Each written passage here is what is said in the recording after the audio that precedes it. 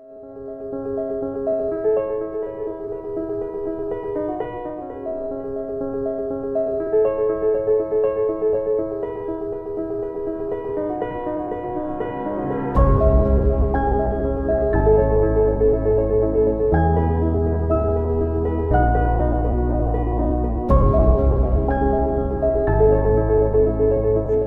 हैं आप सभी।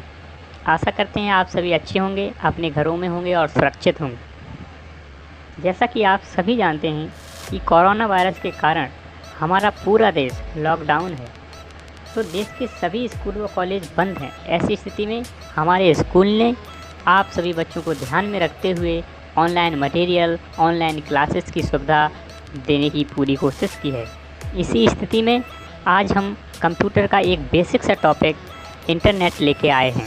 तो आइए हम जानते हैं इंटरनेट आखिर होता क्या है, इंटरनेट का मालिक कौन है, इंटरनेट कैसे आया। ये सब बातें हम इस वीडियो में जानेंगे। इस वीडियो को हमने 2 पार्ट में बांटा है।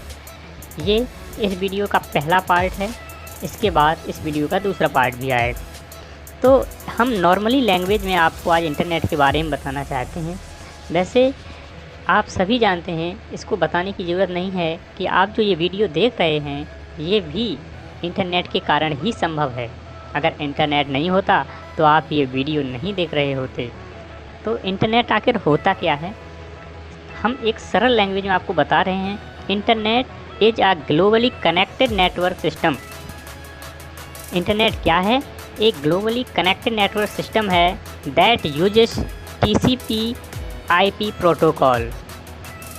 जो TCP/IP प्रोटोकॉल का यूज करता है, इसके लिए transmit data various type of media.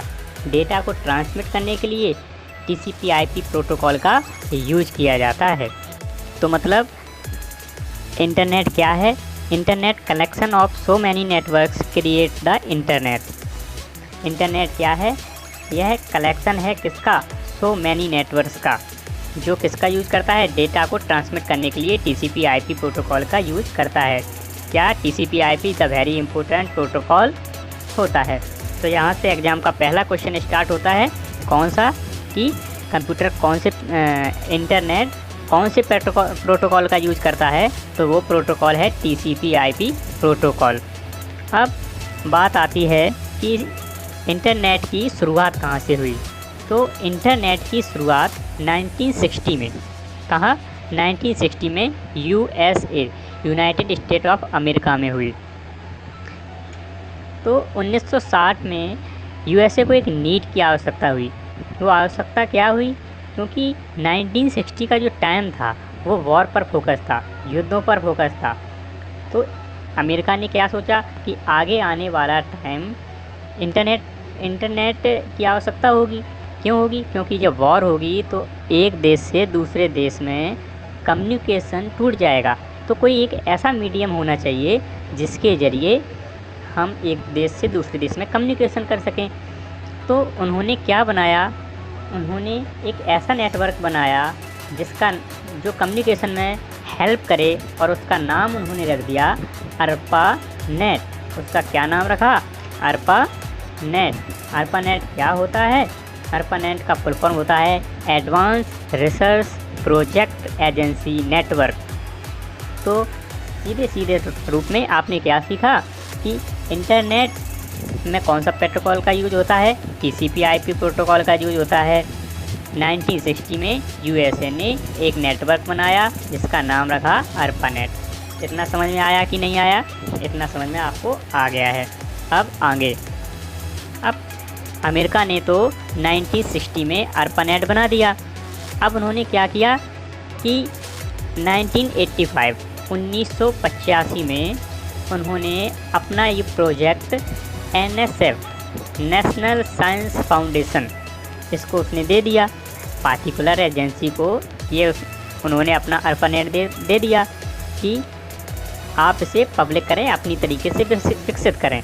तो NSF ने उसका नाम चेंज करके NSF-NET रख दिया। तो अभी तक आपने क्या सीखा कि 1960 में USA ने एक नेटवर्क बनाया जिसका नाम रखा ARPANET। 1985 में उस ARPANET का नाम NSF ने NSF नेट रख दिया। इतना क्लियर है। उसके बाद www वर्ल्ड वाइड वेब, इसकी खोज किसने की? इनके फाउंडर कौन हैं? टिम बर्नर्स-ली इसके फाउंडर हैं। अब मार्केट में इंटरनेट भी आ गया और www भी आ गया, तो कन्फ्यूजन हो गया। क्या कन्फ्यूजन हो गया कि ये इंटरनेट क्या है, ये www क्या है? तो इसके बारे में भी हम आपको आज बता देंगे। बिल्कुल क्लियर हो जाएगा कि इंटरनेट क्या है, www क्या है। तो नॉर्मली लैंग्वेज में हम समझें, पूरी थ्योरी में ना जा करके, तो इंटरनेट क्या होता है कि store in database server, data को स्टोर करने के लिए किसका यूज होता है? इंटरनेट का। अगर कोई भी चीज़ अपन स्टोर करते हैं तो कहाँ पे होती है? इंटरनेट में। और www में क्या होता है?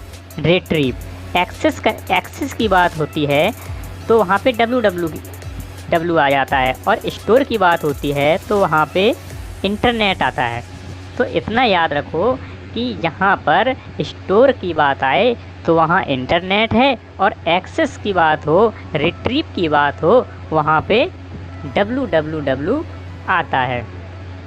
तो जैसे अपन किसी सर्च इंजन में जाते हैं, अगर वहाँ पे आपने कोई सर्च किया, जैसे मान के चलो आपने सर्च किया www.rising पब्लिक स्कूल, अगर आपने सर्च कर दिया राइजिंग सन पब्लिक स्कूल, तब भी फाइल ओपन होके आएगी, तब भी वेबसाइट खुलेगी।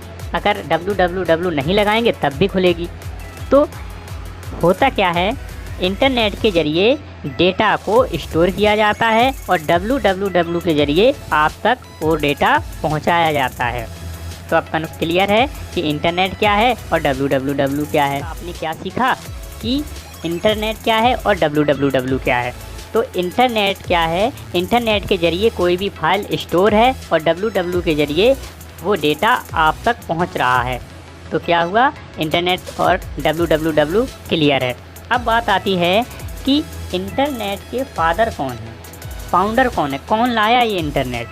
तो एक नाम याद आता है, विंडसर्फ, विंटन ग्रेसर्फ। विंडसर्फ ही वो शख्स हैं जिन्हें फादर ऑफ इंटरनेट कहा जाता है। अब एक और आगे बात आती है, क्या? TCP/IP protocol. पहले आप पढ़ चुके हैं कि TCP/IP क्या है। यह एक प्रोटोकॉल है जो डेटा को स्टोर करता है। तो TCP/IP प्रोटोकॉल को किसने बनाया? मिस्टर सर्फ और दूसरा बॉब खान। तो अब क्या हुआ कि TCP/IP प्रोटोकॉल को पहले विंडसर्फ ने बनाया, दूसरा बॉब खान, और फादर ऑफ इंटरनेट विंडसर्फ हैं। तो इतना क्लियर हो चुका है। अब नेक्स्ट पार्ट में हम आपको बताएंगे कि इंटरनेट काम कैसे करता है, इंटरनेट किस जरिए काम करता है। क्या इंटरनेट चलाने के लिए कोई केबल यूज होती है? हाँ, इंटरनेट चलाने के लिए आपके केबल यूज होती है। कौन सी केबल? उस केबल को कहते हैं ऑप्टिकल फाइबर केबल, जिसे सबमरीन केबल भी कहते हैं। वो केबल कहाँ डली है, कहाँ कैसे काम कर रही है, ये सब बातें आपको नेक्स्ट पार्ट में बताई जाएंगी।